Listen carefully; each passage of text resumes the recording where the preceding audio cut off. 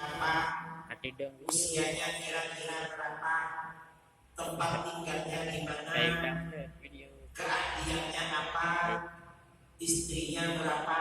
Itu kalau kenal dengan orang.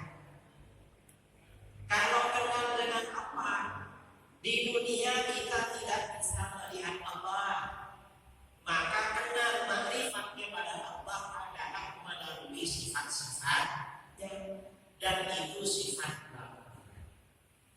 Yang kedua, sifat 20 itu merespon penyimpangan-penyimpangan aliran-aliran di luar Ahlus Sunnah tentang Allah.